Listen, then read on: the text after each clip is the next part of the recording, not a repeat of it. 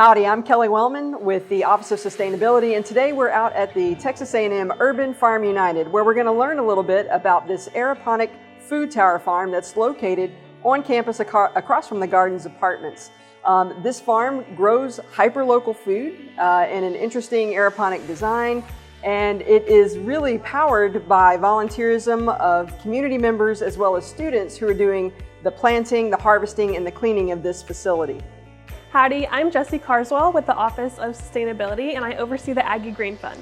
The Aggie Green Fund is a grant-making organization on campus that supplies funds from student fees to environmentally sustainable projects. Since 2011, we've funded over $2.1 million in sustainable projects, and one of our biggest success stories is the Texas A&M Urban Farm United.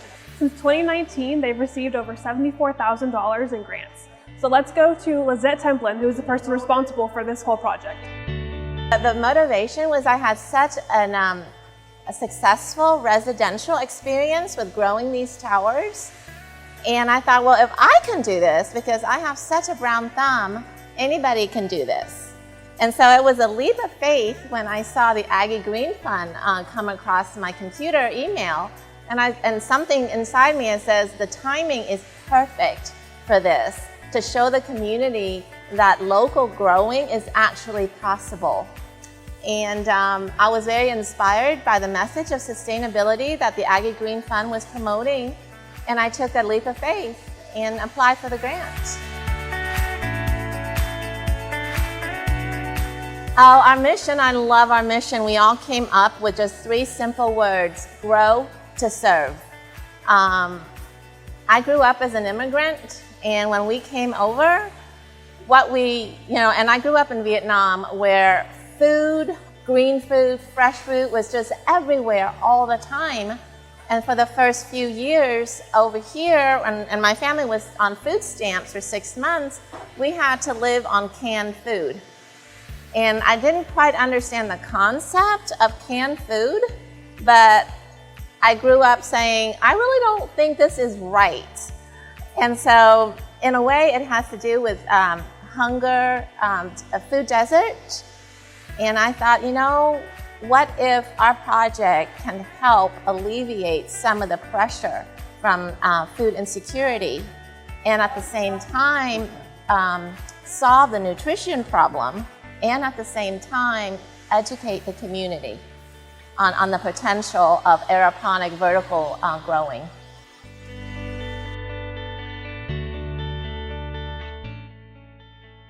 So many groups. So our name is TAMU Urban Farm United, and the emphasis is on the United.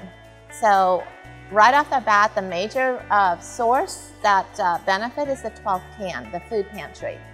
We are trying very hard to consistently meet every other week delivery. Last week we were giving 3 or 4 pounds of spinach, while our lettuce and our chards are growing.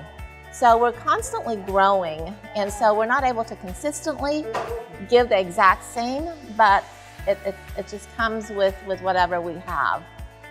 We're looking to also serve the Veterans, Meals for Veterans program.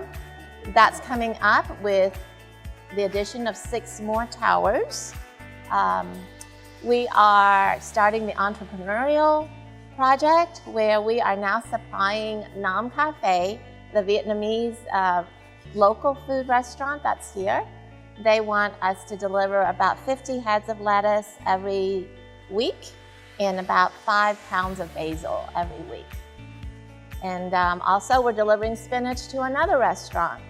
So we're teaching everybody entrepreneurship also.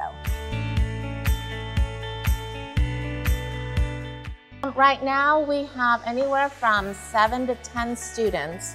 They come on Saturdays. That's their best day, and so student volunteer time is from 9 to 11 on Saturdays.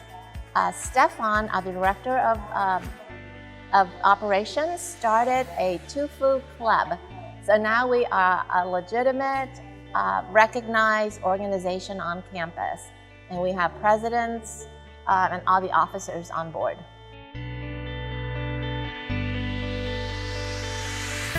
Oh, we love our community volunteers. They are so awesome. They come every Friday. We have 5 volunteers who are very, very committed to the mission. Patty drives 45 minutes in every Friday. Jimmy comes every Friday and will do anything and everything for us. Peggy and Harry. Peggy is the owner of Aggieland Outfitters, and she just pours her heart out. Harry is an Aggie class of 67, I believe. He's moved back to campus and just loves coming here and being a part of the Aggie community again. Well, this greenhouse is 24 feet by 50 feet. And we are able to, for every 2.5 square feet, we're able to grow 44 heads of lettuce going up. So right now we have 24 towers and we're using half capacity. So what we're hoping is get up to about 30 towers, and that way we still have space for seedlings. But yes, would we like to have a larger greenhouse to put 100 towers? That is our vision for growth.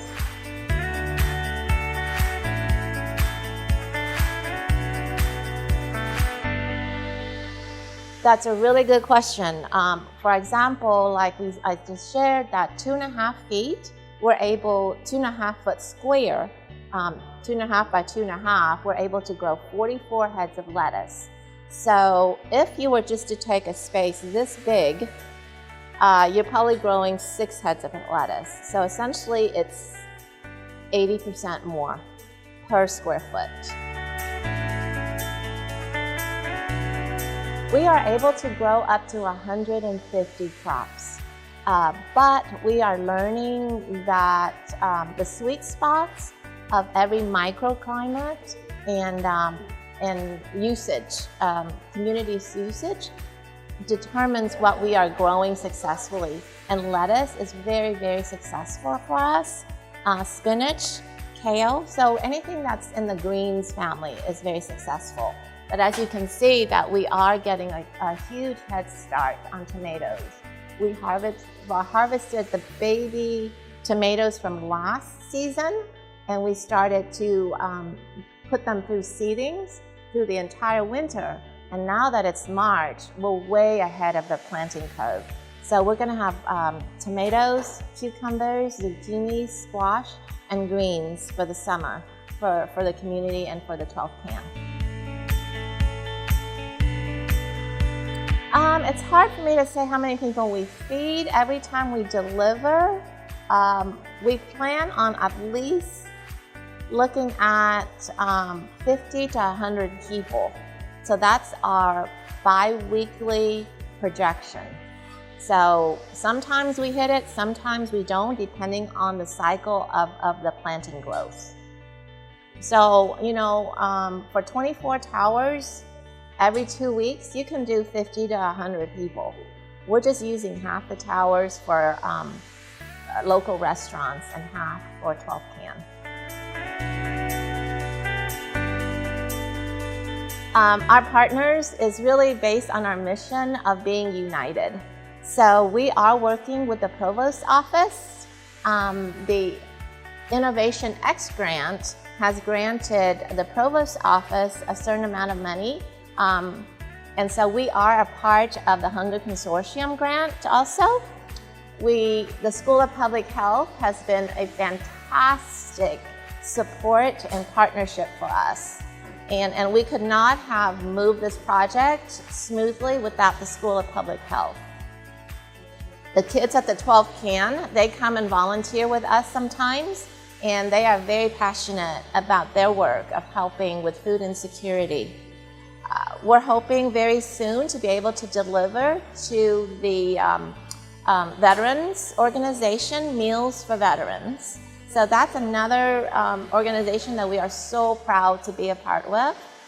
A huge shout out to Nam Cafe for wanting to join us, and they are always so happy to receive and see the quality and the freshness of the food that we give. Renegade Kitchen, is another kitchen that is making muffins. So they use our spinach to make their fresh muffins. So, and I hope the list will keep growing. We are also, we have industry partners that we're talking to. GSS is another company that we're going to be testing a supplemental system to our systems. So we have some dead space that we can't put towers, so we are going to use their system to fill in the dead space. We're talking to Kansas Freedom Farm about taking a greenhouse completely off-grid.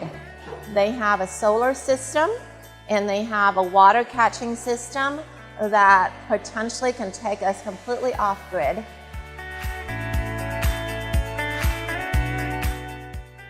It has not impacted us at all, and that is the testament to the technology. Nothing should impact the people's ability to get fresh food. And you know, we had a bit of a hiccup because all the students went home, but that's when our community, our local community really stepped in and says, let's do this. You know, it's not going to stop us. So no, it did not affect us at all.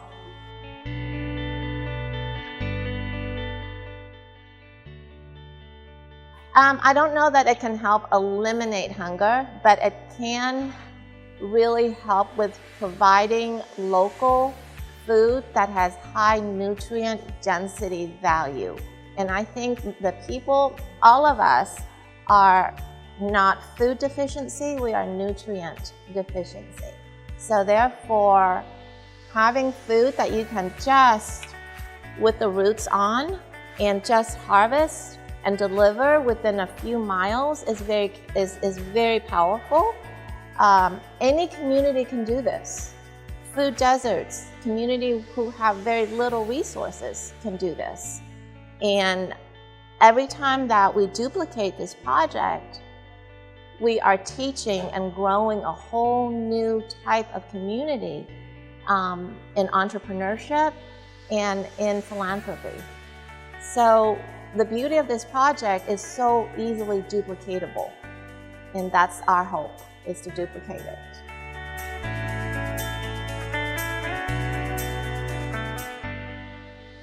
So I'm a local master gardener, and I became interested in this type of growing food. I'm very much into self-sufficiency. I find that fascinating.